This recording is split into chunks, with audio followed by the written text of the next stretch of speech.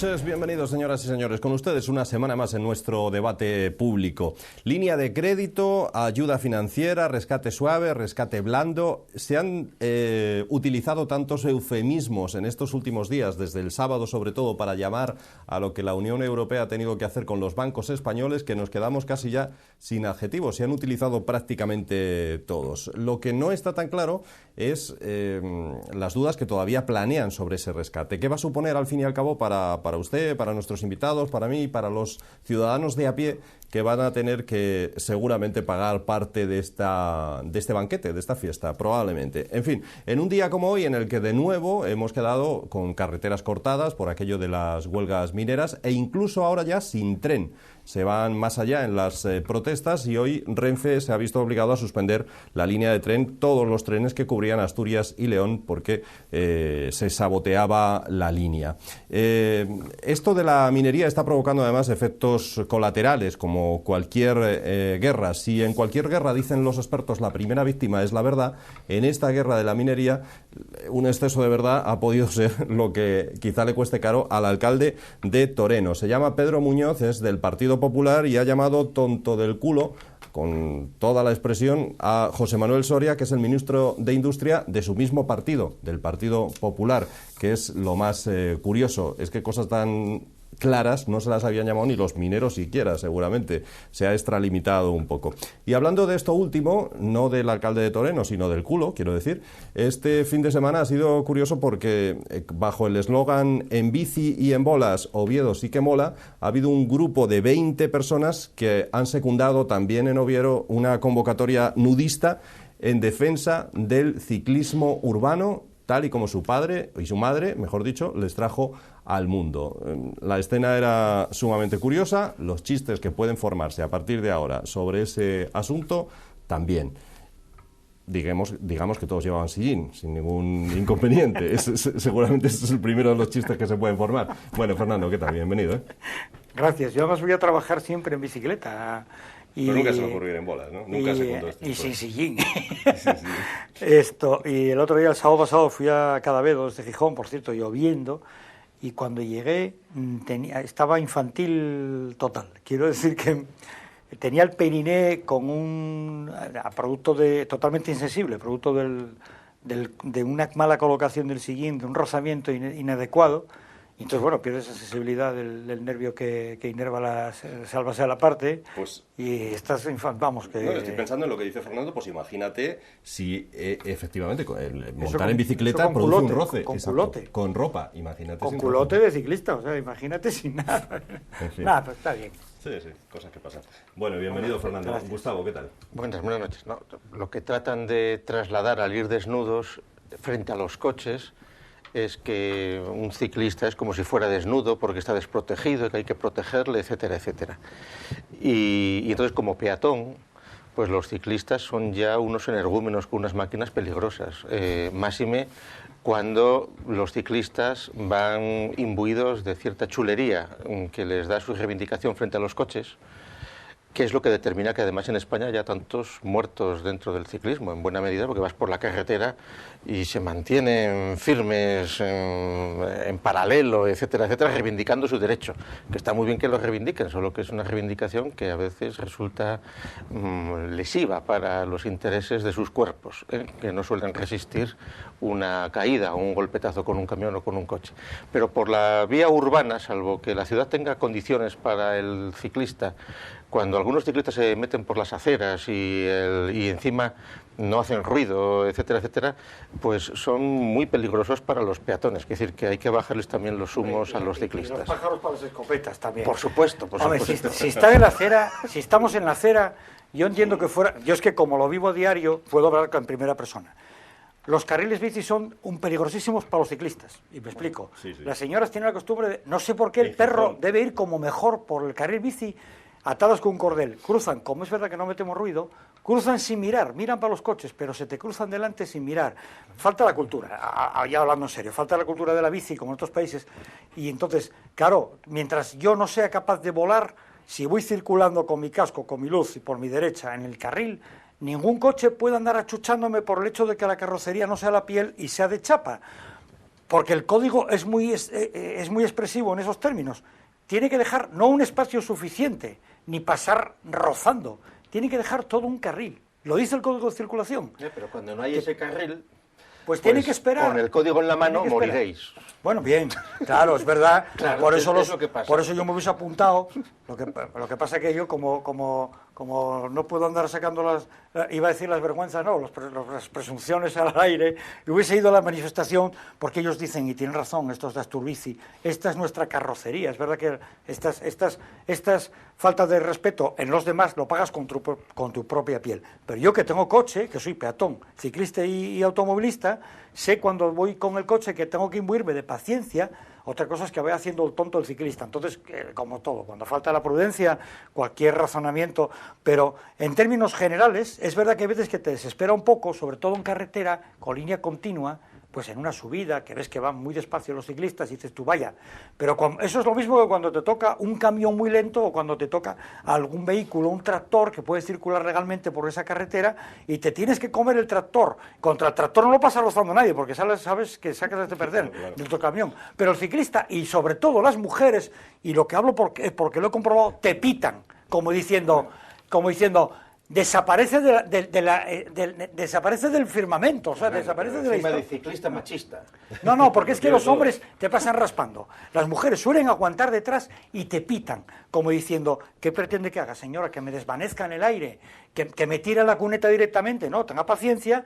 ¿Y sabes por qué? Porque los hombres miden mejor que las mujeres el espacio, no hay más que ver cómo pasan entre los coches. En general. Si es que es un problema de cerebro. Es un problema de espacio, de percepción espacial de los cerebros, está ya demostrado que es diferente. No digo que sea mejor ni peor, para estos casos la visión espacial, la visión marginal, se llama así exactamente, de las mujeres en general está menos desarrollada que la del hombre y en concreto sí. Lo contrario. ¿Qué ocurre? Usted ve a una mujer pasando por un coche en una doble fila y verá que mira mucho más para los lados porque no tiene la percepción perfecta. Bueno, hay excepciones, claro, y hay mucho bruto también, aunque sea macho, ¿no? Pero no pasa con tanta seguridad como un hombre, es decir, su percepción espacial es un poco inferior.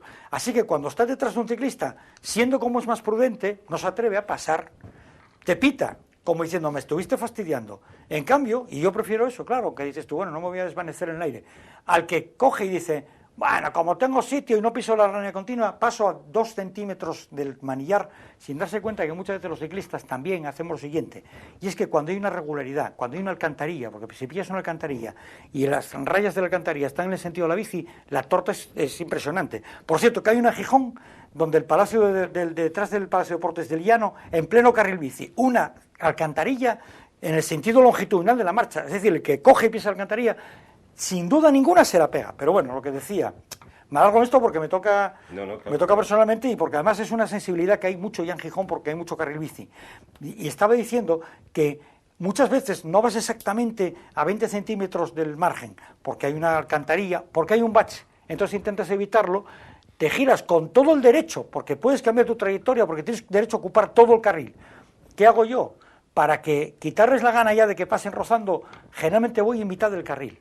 Y dirán, mira qué chulo, que va a mitad del carril. No, la experiencia me ha dicho que por mi seguridad vale más ir por el medio y disuadir de que me pasen rozando y que me piten y que me llamen lo que quieran, pero al final la piel de uno acaba haciendo de carrocería. ¿Cómo se arregla esto? Con el uso, como los coches eléctricos. Como no meten ruido, son realmente peligrosos. Porque es verdad, el primero que cruza sin mirar a veces al oído soy yo, y ahora que hay más coches eléctricos, te la estás jugando de verdad. Pero claro, al fin y al cabo, el que comete negligencia es el que la paga. En el caso de la bici, no. Y eso no quitaba que es verdad que haya grupos que, pudiendo ir un poco en fila india para favorecer a todo el mundo, van de chacharán paralelo formando auténticos tapones. Reivindicando. Y ahí, No, pero por bueno, suerte, pueden estar concienciados, a lo mejor especialmente concienciados, pero bueno, se trata de ser... Por suerte van siendo reducidos poco a poco. Yo creo que la sensatez en esos casos obliga a los ciclistas a no putear por no putear y el automovilista para tener en cuenta que el código dice taxativamente que hay que cambiar de carril, no que hay que pasar cerquita ni dejarles un margen, no. Y en ciudad, donde hay 2 carriles, he visto muchas veces que te pasan rozando por el tuyo, porque es el tuyo, se lo ocupas tú, pudiendo fácilmente abrirse a la izquierda. Y cuando os metéis por las zonas de los peatones, abusando totalmente mal hecho. Pero también y se verdad, les ponen multas y encima protestan. No, ahí tienes toda la razón. Hombre, y te voy a explicar psicológicamente. ¿A que se hace? Claro Tú que se eres hace. usuario, Y te voy a decir psicológicamente a qué está debido. los semáforos también. También, y yo primero. Parece que no fuera con ellos, ¿no? Sí, es verdad. Y yo reconozco que también o sea, es un que tú error. reconoces que en realidad mueren pocos ciclistas No, en accidentes. No, eso es un maniqueísmo. No se puede inducir que de que yo me salga, el que me salte el semáforo cuando no pasan peatones, vamos a poner un riesgo. Es verdad que no se debe hacer, porque encima estás dando mal ejemplo el que va en moto, es decir, el de ciclismo está así, pues el de la motocicleta también. El de la motocicleta puede inducir al del coche, no, hay que respetar las reglas, sobre todo si tienen bastante lógica.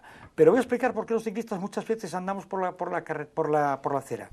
Yo en ciudad, sobre para todo humillar al peatón. No, verás. El del coche humilla al ciclista y el ciclista humilla al peatón y el peatón le da patadas a los perros. Es la gradación que hay. Bueno, y aparte de que puede haber también conductas un poco mezquinas en ese aspecto, hay otras que son de autodefensa y voy a ser muy breve. Yo hay veces que voluntariamente, teniendo la posibilidad de ir por el carril, paso tanto miedo que me subo a la acera siendo consciente de que me pueden multar. En la Avenida de la Constitución, en Gijón, la velocidad, la falta de respeto y la Avenida de la Costa, por ejemplo, calles, vías que yo utilizo con frecuencia en Gijón en bicicleta, digo, bueno, pues mira, me para el guardia porque tarde o temprano van a acabar matándome los coches si sigo yendo por mi derecha, en mi carril, en la carretera. Porque si hay continuamente accidentes de tráfico entre vehículos, por falta de prudencia de ellos, vehículos de motor, quiero decir, con chapa, yo no quiero jugarme la vida porque hay algún loco que se ponga malo porque hay un... Y eso que yo voy rápido, llevo una bici de corredor y siempre voy a velocidad máxima, no voy de paseíto. Y llevo el casco si pillas en ciudad. a una anciana en el momento no lo cuenta. No, me la siento en el manillar directamente. Si a una anciana le da por cruzar justo por la carretera sin mirar, fuera de un semáforo tal... derecho a cruzar ella también, ¿no? Pero con semáforos y con verde. No, joder, es que las hay que cruzar. Sois unos burócratas del código, ¿eh? No, por eso, nada. Cambia de tema. Los del otro día, primero, esa manifestación de Oviedo no eran 20 como trae la prensa, sumas las fotos y son 10. Y luego encima...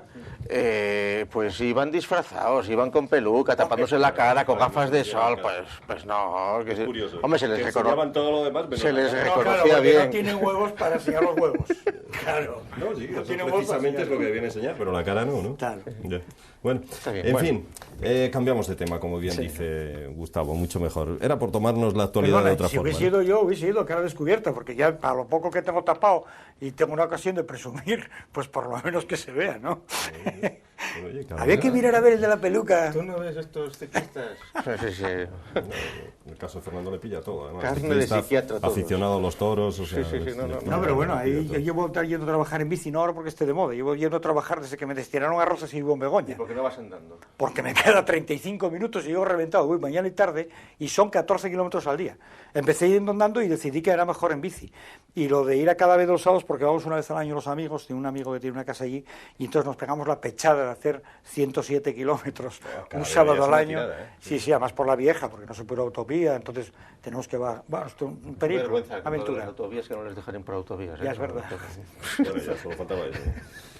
Bueno, solo de la absorción de los camiones en autovía habría muchos accidentes. Hombre, claro. Del efecto, creo que se llama Bunsen, ¿no?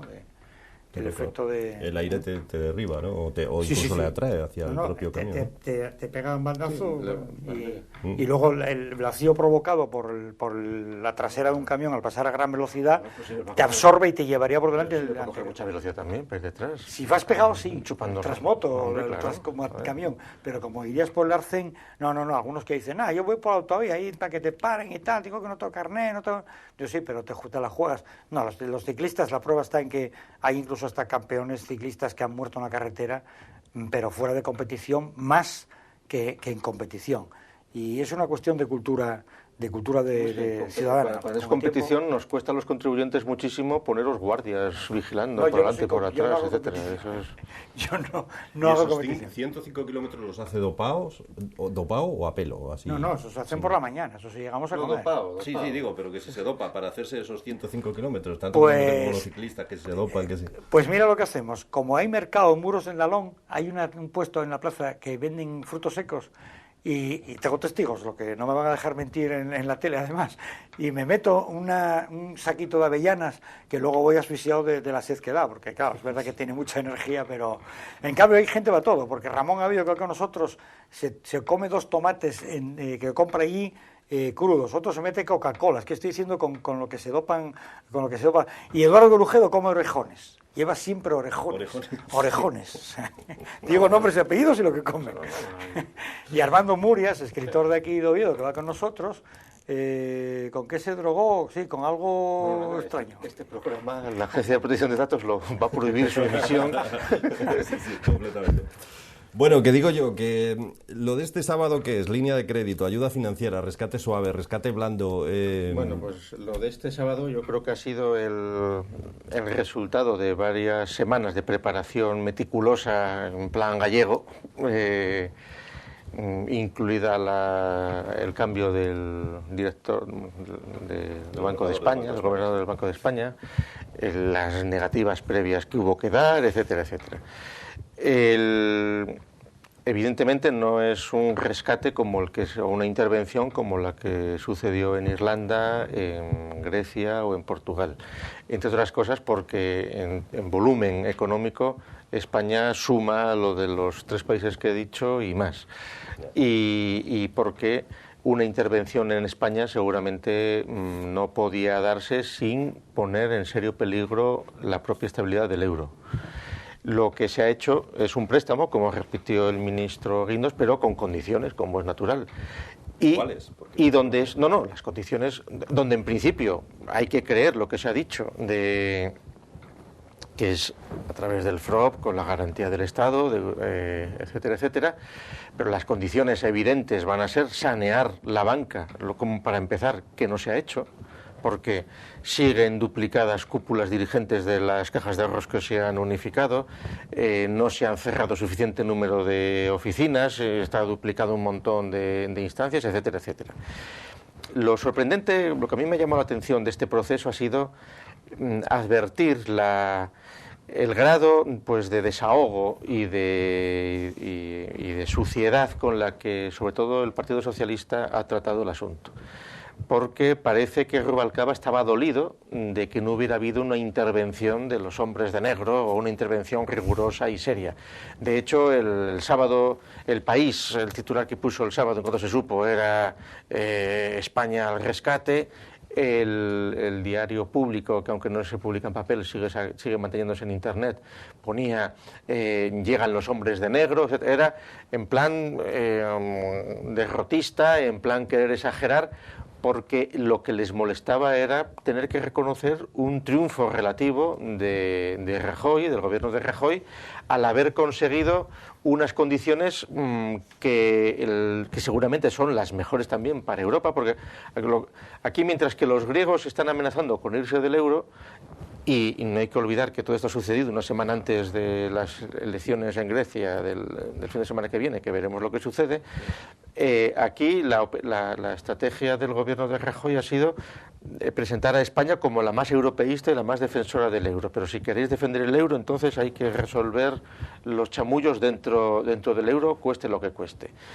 Claro, lo que decía, lo del PSOE pidiendo sangre, queriendo que hubiera más intervención, no queriendo reconocer, diciendo que es una vergüenza, es absolutamente asqueroso. Cuando la situación en la que está España, para tener que pedir estos 100.000 millones de euros como máximo de crédito, no la ha hecho en 5 meses el gobierno del Partido Popular, sino que es el resultado de muchos años de desahogo en la gestión por parte de Zapatero y también de muchas comunidades autónomas del PP, que aquí han dilapidado unos y otros. Pero claro, nos hemos reído mucho comentando muchas veces todos los aeropuertos que están cerrados, el AVE, los 3.000 millones del AVE que hizo Bono de Ciudad Real a Cuenca o no sé dónde era, que funcionó 3 meses y que lo tuvieron que cerrar, todo lo del ladrillo, los millones y cientos de miles de pisos que están sin vender y a medio construir, pero que se ha gastado el dinero, etcétera, etcétera, etcétera. Todo ese dinero que los bancos o no existe, o lo tienen trampeado en en ajustes contables o lo deben directamente a acreedores extranjeros, de algún sitio tiene que salir. Las trampas que han hecho con el pufo de las cajas y de los bancos ha sido irlos uniendo, disimulando la quiebra de detrás, y aquí tendrá que producirse esa quiebra o tendrá que ver cómo se resuelve, porque este dinero alguien tiene que devolverlo y lo va a tener que devolver España, y con intereses, con un 3% de intereses. Entonces, aunque se queden muy contentos diciendo que en los ajustes pues no es gasto, que es deuda y que el gasto será los intereses, etcétera, etcétera, de hecho, a ver quién es quien paga todo esto. ¿Quién lo va a pagar? Pues lo vamos a pagar todos, pues. Y aquí lo que da lo mismo es que se hagan comisiones de investigación y que metamos en la cárcel a este o al otro. Hombre, una de las condiciones... Una de las, bueno, pues el chocolate del loro, o sea, sí, para conformar, ya, pues muy bien. Porque no hay un dinero que se haya llevado, nadie se ha llevado los 100.000 millones. Esos 100.000 millones, o lo que se deba, 50.000 o lo que sea, esos millones están en los cientos de miles de migrantes que han venido estos años a trabajar en la construcción y para consumir sin tener un soporte detrás. En lo bien que hemos estado viviendo durante un montón de años a cuenta de no se sabe quién. Es decir, nos lo hemos pulido ya todos. Nos lo hemos pulido todo. No es el engaño, es decir, no, es que yo, y que es lo que están diciendo ahora todos los sindicatos, todos los sectores de funcionarios que protestan porque les quitan los moscosos, es que yo tengo derecho. ¿Tú qué vas a tener? Si tú has estado años puliéndote un nivel de vida que no correspondía a lo que tú producías, una trampa entera en la que durante 20 años nos estaba manteniendo Europa para poder atarnos bien las clavijas, y que ya el colmo fue pues la burbuja del ladrillo y el desmadre de las inversiones públicas.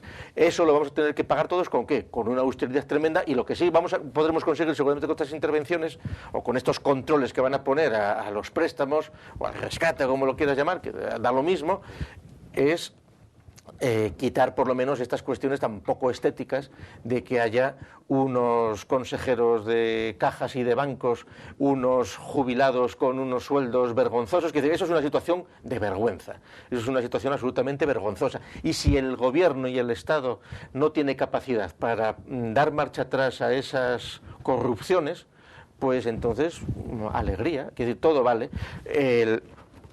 En buena medida porque todas esas corrupciones no son más que un trasunto de la corrupción generalizada en la que estamos. ¿Qué va a suceder? Que aunque no nos vengan los hombres de negro, aunque no nos pongan una intervención draconiana, este dinero habrá que pagarlo, y ojalá sirva este dinero para echar a andar el crédito, el flujo económico, etcétera. Eso es lo que hay que esperar. Evidentemente es la única salida posible en una economía de mercado como la que estamos. Las medidas que utilizó el zapaterismo durante años de repartir planes A, planes E, repartos de 400 euros nominales, con eso no se consigue nada. Con eso lo que sirve es pulirse el personal, el dinero, malgastarlo y no poner en marcha una economía, salvo que se haga la revolución. Y entonces nos inventemos Albania de nuevo, nos inventemos China de nuevo, cosas así. Pero los sindicatos no están por la revolución, ni la clase obrera está por la revolución, sino que está por la prejubilación. Y entonces en Asturias... Eso sería el eslogan, ¿no? Menos revolución y más prejubilación. Más prejubilación. Y entonces en Asturias lo que está sucediendo ahora, pues en realidad ya casi no es para enfadarse. Yo creo que casi es mejor ya. Es decir, que seguramente igual lo que debería hacer el delegado del gobierno y las autoridades policiales era no intervenir. Que estalle, o sea, que quieren cortar el tren y las carreteras, pues bueno, que lo corten, ¿qué más da? Quiere decir que ya se cansarán, quiere decir que están en huelga indefinida, pues, y lo van a estar, quiere decir, probablemente ya indefinidamente. Quiere decir que no, claro, quiere decir que, pues, claro, es como cuando hoy lunes se han puesto, ha habido un llamamiento a la huelga de los interinos en la educación. Pues, a estas alturas del mes de junio, donde los interinos son una pequeña parte, está acabando el curso, no se entera nadie de que están en huelga. Pues bueno, se ponen en huelga, pues y si luego no les contratan en septiembre, pues aquí paz y después gloria. Quiere decir que la situación está así. Eso, en términos taurinos eso se llama un brindis al sol, o un viva Cartagena, ¿no? Se decía, porque la gente no sabía de dónde venía eso. Yo, en estos casos que comentaba Gustavo, estoy totalmente de acuerdo con él. Me acuerdo de un SMS que mandó una sobrina mía que estaba estudiando en Santiago, luego la cambiaron, y mandó un SMS a una cuñada mía diciendo: suspendí 5, prepara a papá. Y entonces mi cuñada le contestó en otro SMS que decía: papá preparado, prepárate tú. Un poco, claro, es ¿qué podemos conseguir para ir a lo del rescate? Los rescates, ¿qué son? A mí me gusta mucho ir al contenido de la palabra cuando son acertadas. Pues el rescate es que cuando uno está prisionero de los indios, llega el séptimo de caballería y te salva. Hay rescates que pueden acabar bien, porque si los indios no te cocinaron primero, pues te rescatan y sales adelante. Pero hubo rescates que llegaban tarde. Por ejemplo, cuando bien los rusos o los americanos liberaban los campos de concentración, de exterminio, de Treblinka, de Auschwitz o de Mauthausen, y aunque sacaban ya en libertad a aquellos pobres desgraciados que estaban en los campos, ya era tarde porque su situación de desnutrición y de debilidad era tal que morían en libertad, pero morían. ¿En qué punto del rescate nos vamos a encontrar? ¿En el de los que contaba yo del séptimo de caballería que libra a la mocina antes de que la violen, la rajen y la cocinen? ¿O el de los...? Hay algo que está cambiando, por lo menos, que es la mentalidad. ¿Qué se consigue? Preparar la mentalidad de la gente para que en el futuro vayan a medir con una vara mucho más precisa las actitudes de vicios pasados. La gente ya está muy mentalizada contra la clase política, luego y votan igual, pero bueno. Claro. Pero el nivel de encabronamiento de los privilegios, de los que han gozado políticos, banqueros, directivos, y toda esta clase de sindicalistas también, claro, todos los que se han aprovechado de la colectividad para mermar de forma fraudulenta o ilegítima o ilegal incluso. Los rescates, nadie lo quiere. Si el rescate fuese bueno, la gente lo hubiese pedido voluntariamente en los países. Pero claro, ante el mar menor, pues de rescatar al Estado, rescatar los bancos, es verdad, como dice Gustavo, que si al final los bancos son de alguien, entonces ese alguien va a tener que responder, sea un impositor, sea un rentista o sea un accionista del banco, ¿no? Es curioso, hay una canción de los años 60 que se llama Rescue Me, que cantaba Donna Summer o algo así, pero la versión original es de Los Millonarios, se llama así el grupo, The Millionaires. Bueno, ¿qué quisieron hacer con la banca? Cometer el error de poner aquella manzana que tenía gusano en una cesta en la que había otras manzanas, unas sin gusano y otras con gusano. Pero al final yo creo que el asunto es acabar haciendo una gusanera, por desgracia, ¿no? No veo un final feliz, porque es verdad que el panorama que pinta Gustavo, con ser muy negativo, el panorama que está ahora mismo en la escena, lo habíamos predicho aquí, que tampoco somos premio Nobel de Economía hace 3 años. O sea, no hace falta ser un Nobel de Economía para ver que la situación es de quedar muy al borde del abismo, como dijo algún político del PP también, y salió alguien diciendo, no estamos ni cogidos a la rama ya en el abismo ni al borde, todavía nos queda un poco de margen. Lo de los márgenes es muy relativo, porque del crack del 29 había analistas que dijeron que iba a ocurrir en Estados Unidos, unas semanas antes, incluso unos meses antes, del famoso crack del 29. O sea, pronosticaron, esto va a pasar. Pero claro, a nadie le gusta decir que el fin del mundo va a ocurrir el 12 de octubre del 2014, por ejemplo, porque una nave porque un cometa se va a estrellar contra el mundo. Siempre va a haber gente que va a decir, no va a ser para tanto, va a pasar cerca pero no nos va a pegar, hay formas de desviarlo, porque claro, cuando nadie está vislumbrando ni poniendo encima de la mesa una solución definitiva, aunque sea difícil, pero una solución que sea verdadera, es decir, si hacemos esto nos salvamos. No está haciéndolo nadie. El problema es que no lo está haciendo nadie. Nadie está diciendo, la solución va por aquí. El sentido común te dice que en tiempos de crisis hay que apretar el cinturón. Y entonces, es verdad que porque nos hemos pulido el futuro, una generación entera, hemos funcionado como nuevos ricos que hemos fundido la herencia del abuelo. la hemos fundido antes de gastar nuestra vida, y la herencia que dejamos a los demás es muy negra, muy negra. Nosotros vamos a pasar mal, pero los jóvenes lo van a pasar peor, por 3 motivos. Porque no se les ha entrenado todo ese entrenamiento, no se les ha entrenado para funcionar en términos de aplicación, de competitividad, de sacrificio, bueno, porque las condiciones en las que se van a encontrar en el mundo son mucho menos propicias que las que nos encontramos nosotros, y porque encima hay otra serie de países emergentes que sí están educados en esa cultura. Me decía un chaval el otro día que no había leído nunca un libro, tenía 16 años, me vino a buscar un libro de biblioteca y me dijo, y yo le dije, entonces, ¿qué te lo piden en clase? Sí, sí, decía, no, es que me lo piden en clase y tal. Bueno, ¿y tú a qué te vas a dedicar? Dice, no, es que yo juego a fútbol y estoy esperando que tenía 16 años, porque me va a hacer una prueba del Atlético de Madrid. Digo, pero tú no te das cuenta, le llamé una cosa que no quiero repetir, gañán, dije, Gañán, ¿no te das cuenta de que cuando tú tengas 22 años los fichajes ya no los va a hacer el Atlético de Madrid, sino Dubái, Kuwait, China? O sea, los jugadores buenos los va a pagar, vas a tener que ir a jugar al otro lado del mundo, donde ni siquiera sabes dónde está, porque como no miraste un mapa, no sabes ni dónde está China, ni Dubái, ni nada. Vas a tener que ir ahí al desierto. Eso sí, si el islamismo galopante no acaba por invadir Europa y te hace hacer primero oraciones al sol antes de jugar a fútbol. Es contra el fútbol base entonces, ¿no? Sí, totalmente. Como método para eliminar la droga, sí. Bueno, algún asunto más que nos vamos a ir a publicidad brevemente. Pues venga, vamos a publicidad y a la vuelta seguimos hablando de otros asuntos en este debate de hoy.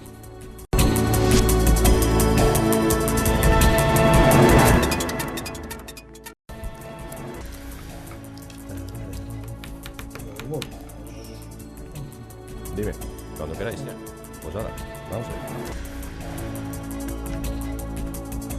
Pues aquí estamos de nuevo. Nos habíamos ido a publicidad hablando de ese asunto del rescate financiero de este fin de semana. En fin, con el optimismo que caracteriza a Gustavo Bueno, esto no es la solución, entonces, para nuestros males, ¿o qué? Vamos a ver, en una escala europea, lo que se ha hecho es lo que tienen que hacer. Y si Europa aguanta, España aguantará.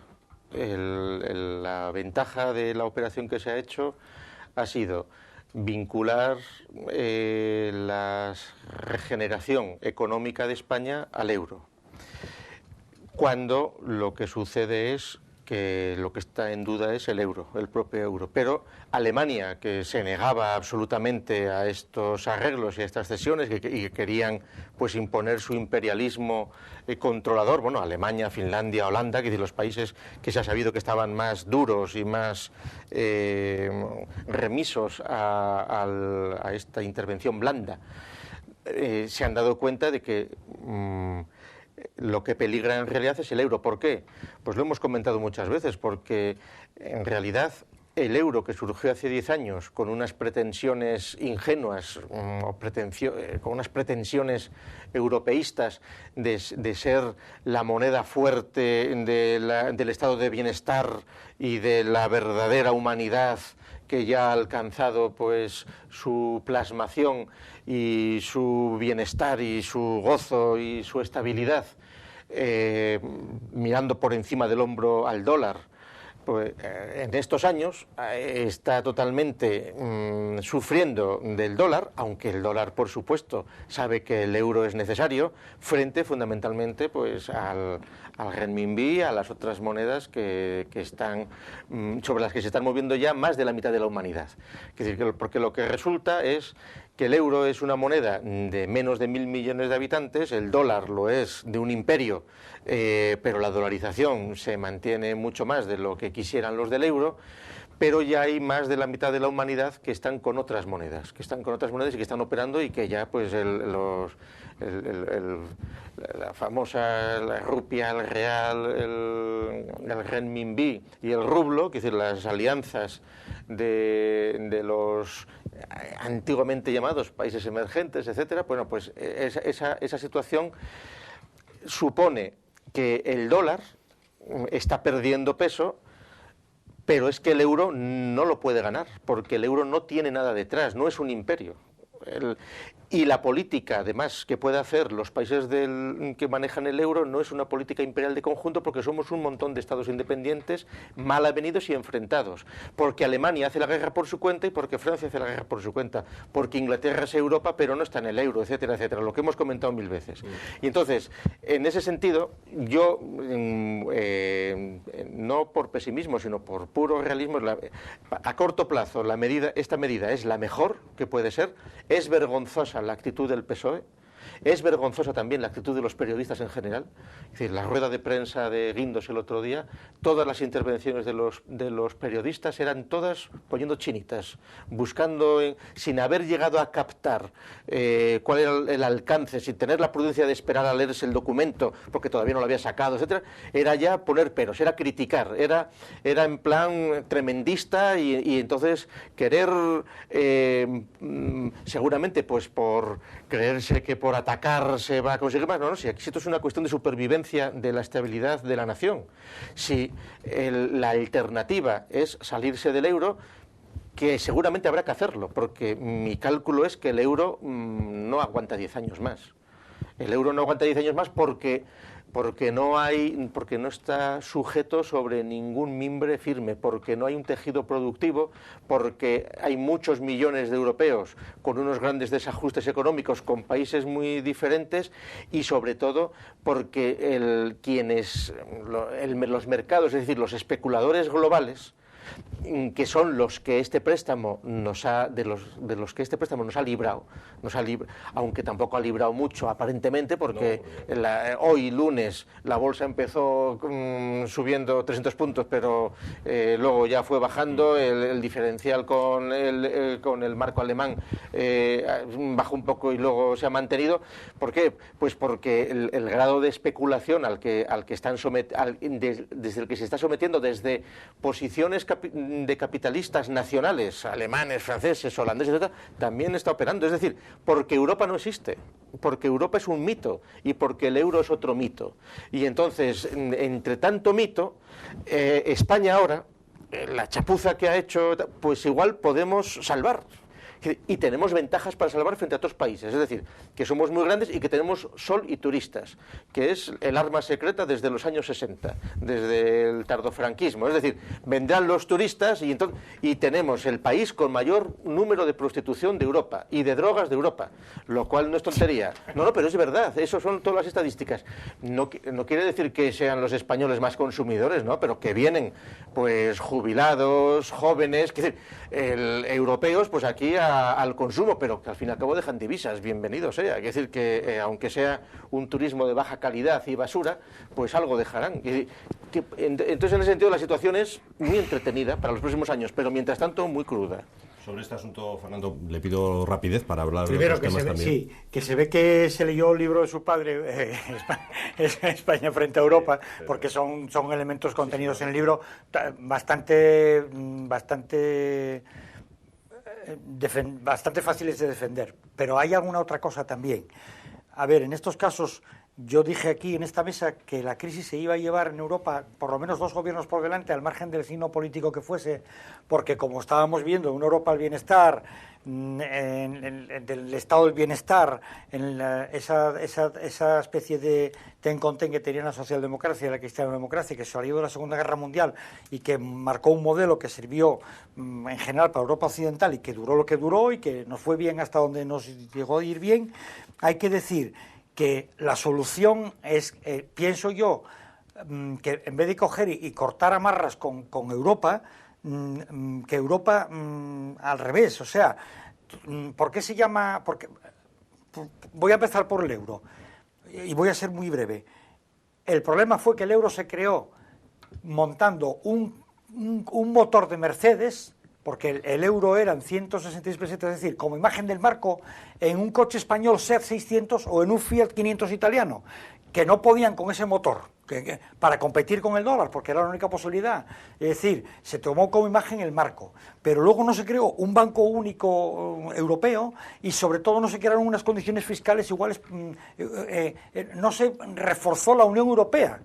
sino que unos se fueron como Inglaterra, totalmente insolidario, otros quisieron sacar tajada, como Alemania, con su razón, porque son protestantes y son más trabajadores y son más serios, y otros quisimos seguir a la Luna de Valencia, porque para eso somos españoles, y los portugueses y los italianos. Y con 17 autonomías, además. Y con 17 autonomías, por supuesto, todos esos defectos muy mal heredados de la España del siglo XIX, cainita y demás, ¿no?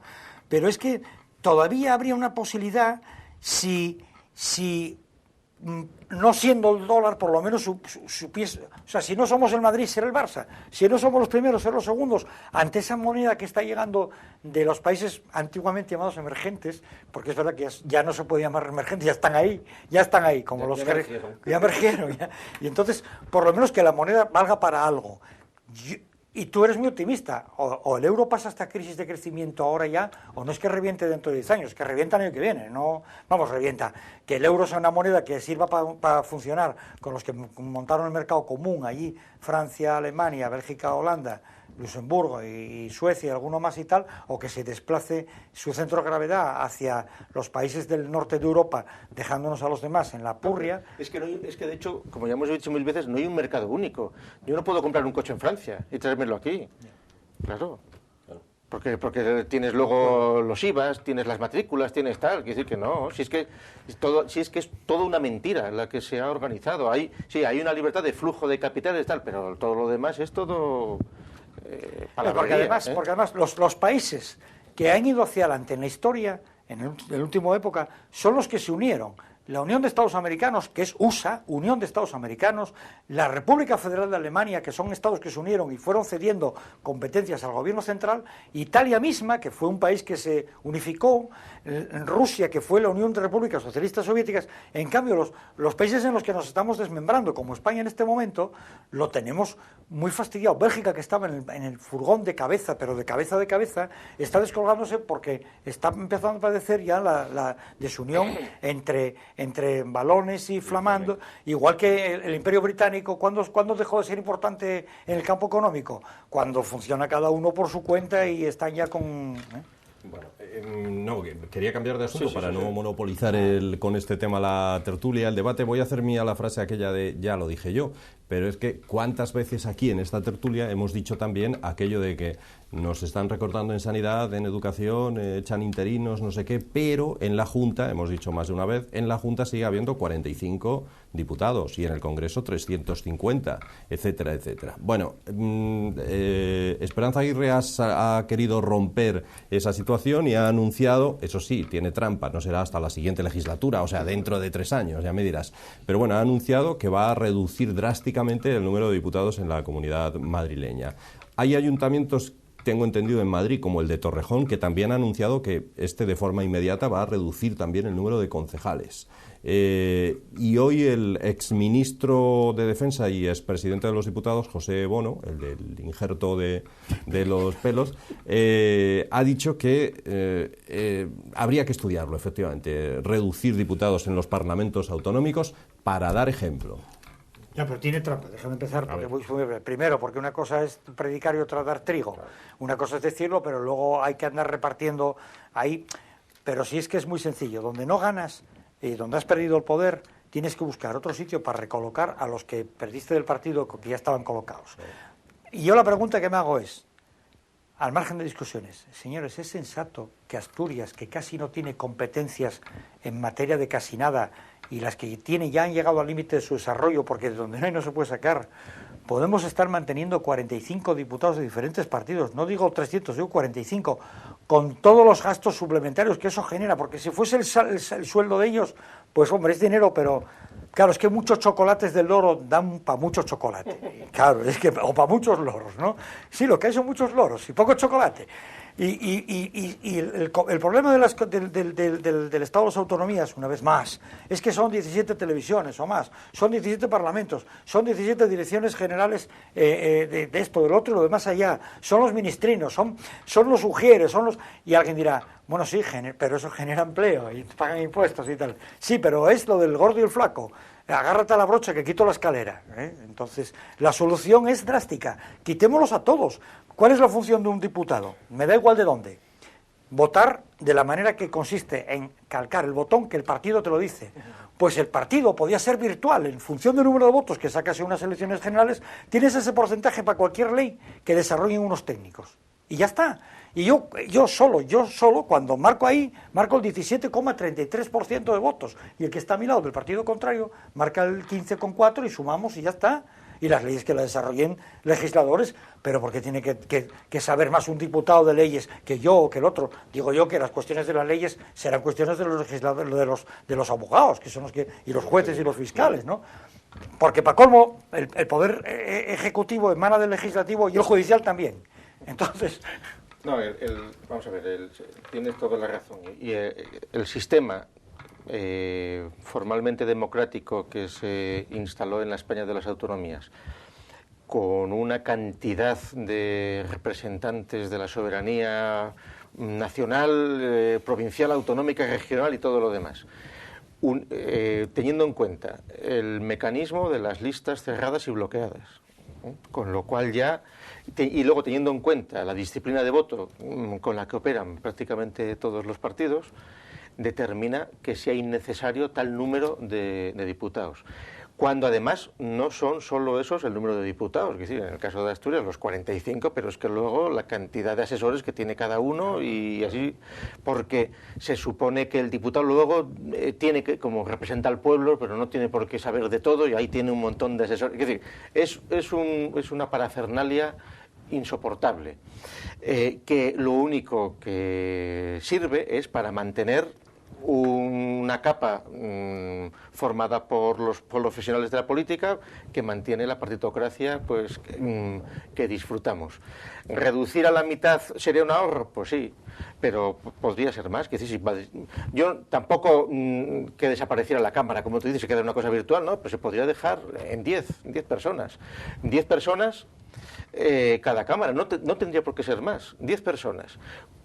Pero no un hombre un voto, sino el porcentaje que hayan obtenido. Vamos, entonces, los consejos de administración de los bancos son así. Pues eso, pero te digo, pues 10, entonces así, vamos, pues como normalmente pues hay 3 partidos más mayoritarios, pues habría 3, 2, pero esos 3, como van a votar colegiados, su voto vale el 42,5% y ya está, o lo que sea.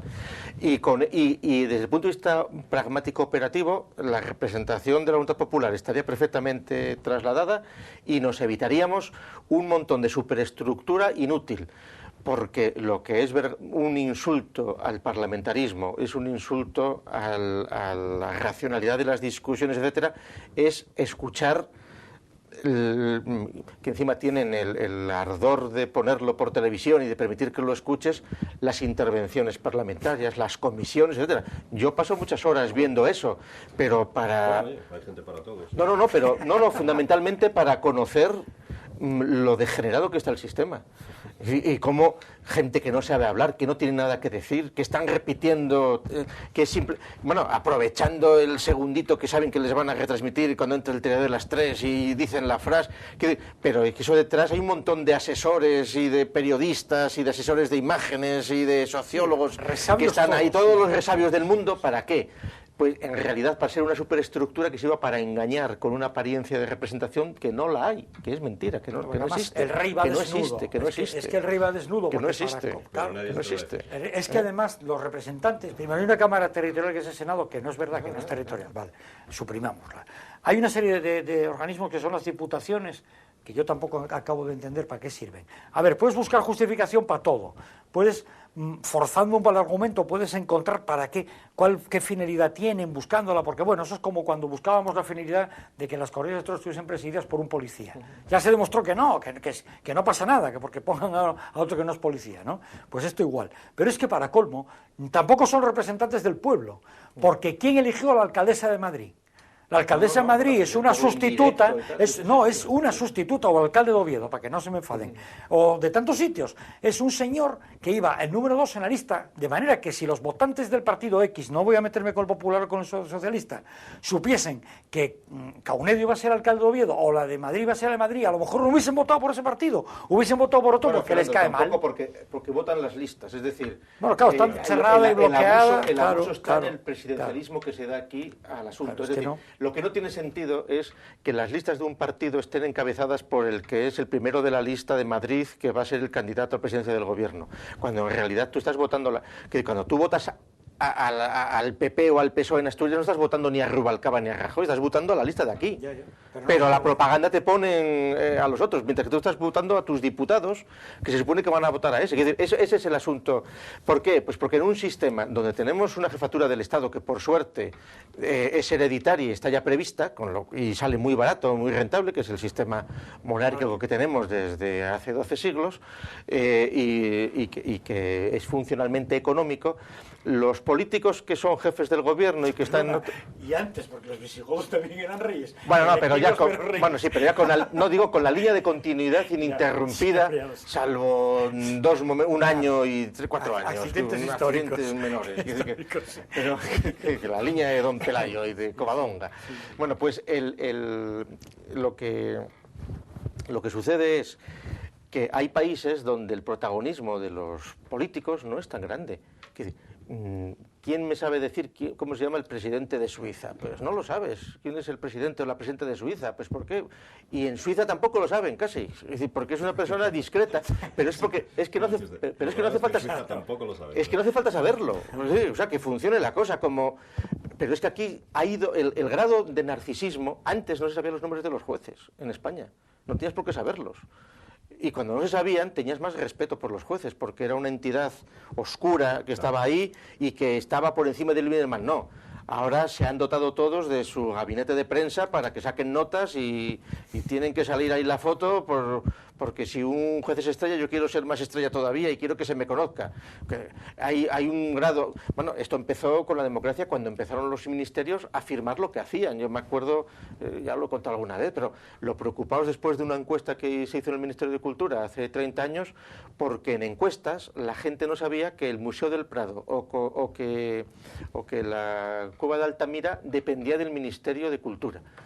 Y desde el punto de vista gremial del Ministerio de Cultura o de la institución estaban escandalizados. Pero bueno, ¿y el Museo del Prado qué tiene que ver con el Ministerio de Cultura? Es una cosa coyuntural ahora. Los que están aquí, en otro momento podrá depender de un patronato, podrá depender del Ministerio de no sé qué. Pero no, enseguida el Ministerio de Cultura fue cuando empezaron los ministerios a ponerse propaganda de sí mismos en los periódicos, que era una cosa absurda antes. O sea, en la época del franquismo a nadie se le ocurría hacer propaganda de un ministerio.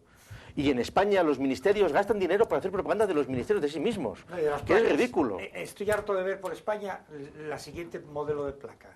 Esta placa se erige en homenaje a fulanito de tal, del que no cuentan nada, siendo presidente de la comunidad autónoma fulano de tal, bien grande, presidente de la Diputación fulano de tal y alcalde fulano de tal.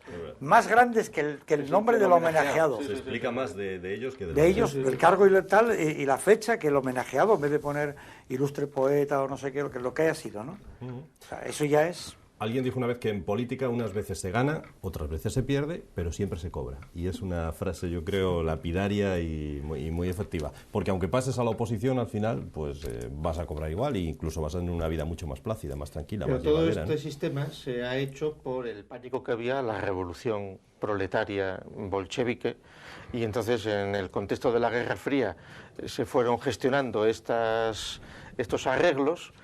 El pueblo está contento, porque el pueblo está satisfecho, porque le gusta votar, y luego le das unas horas de Sálvame y unas horas de fútbol, y ya está. Porque además en España se acentuó, porque cuando en la transición había que optar por la ruptura o por la reforma, tanto el régimen que estaba muriendo podía pasar por la reforma, no tenía por qué tener miedo a la reforma, a la ruptura sí, y porque los partidos de izquierda tampoco tenían muy claro que no pudiese haber una involución, un golpe de Estado, y tampoco estaban muy seguros de cuál era el verdadero alcance de sus votantes. Entonces, había moderación, una moderación, entonces optaron por reforzar mucho el partidismo. Mira, mi ingenuidad ante las posibilidades en la época de la mal llamada transición, porque fue una continuidad y una transformación del franquismo total, fue cuando se constituyeron las primeras Cortes y los periódicos dijeron... en el bar o en el café de las Cortes hablan los del Partido Comunista con los de Alianza Popular y hablan con los del PSOE y hablan todos tranquilamente y se llevan bien. Nada, se acabó. Quiero decir, entre bomberos no se claro, pisa la manguera. ahí se acabó. Quiero decir, ahí se han metido ya en un juego de cháchara y se ponen siempre de acuerdo y entonces eso es otra cosa. Y entonces ahí ya se logra la paz social con una apariencia de gran efusividad para los votantes y de los partidos, etcétera, etcétera, pero que no es nada, que es un sistema totalmente domesticado y que tira para adelante siempre que la economía funcione. Ahora está a punto de irse al garete. Lo que se tendrá que ir al garete seguramente es el estado de las autonomías, tal como es insostenible, y seguramente eso será lo mejor que pueda suceder de las condiciones que se pongan para la recuperación de esta crisis.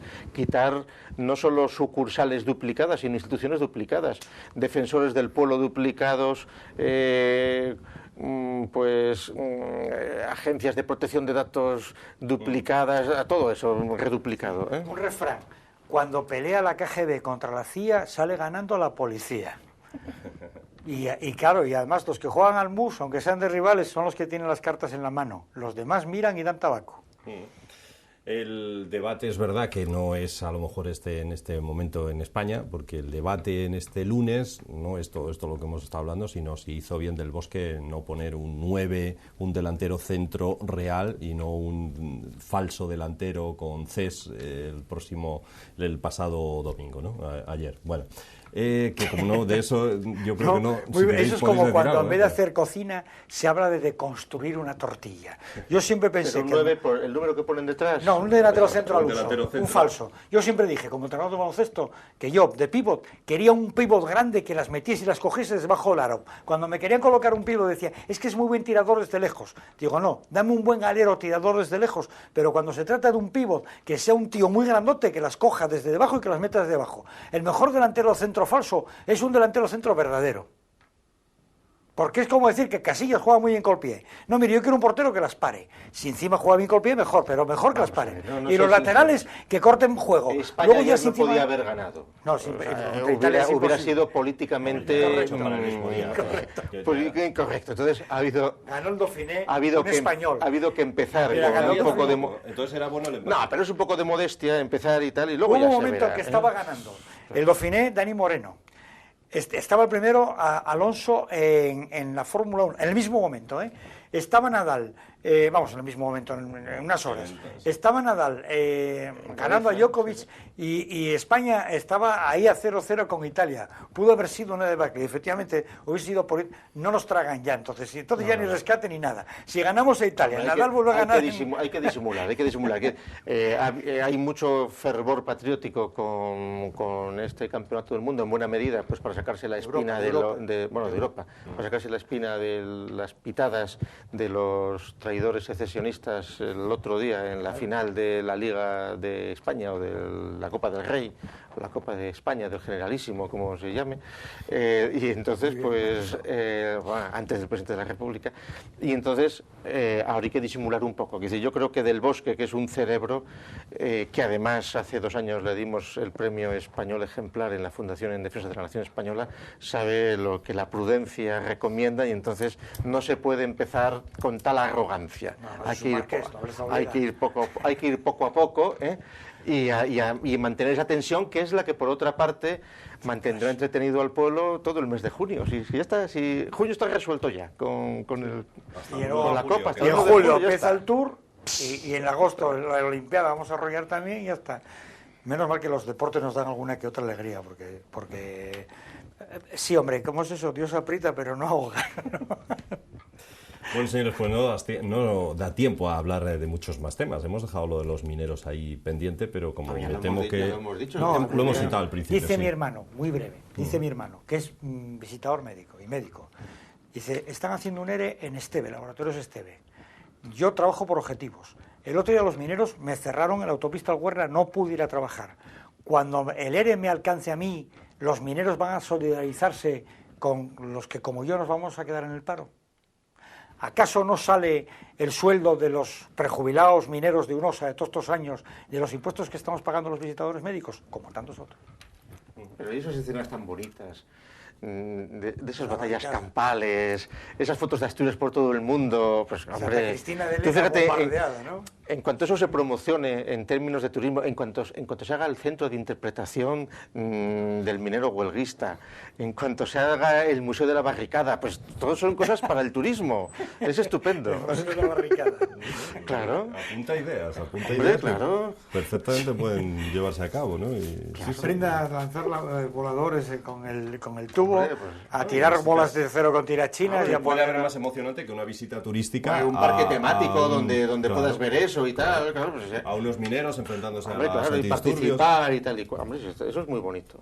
Eso es muy bonito y puede ser una salida pues para el turismo en Asturias. Pues, un paraíso natural. No des ideas.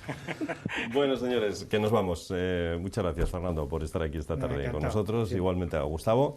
Y nosotros mañana volvemos con un nuevo debate público con Roberto Roces y Antonio Checa, que estarán aquí en esta misma mesa. Gracias, hasta mañana, buenas noches.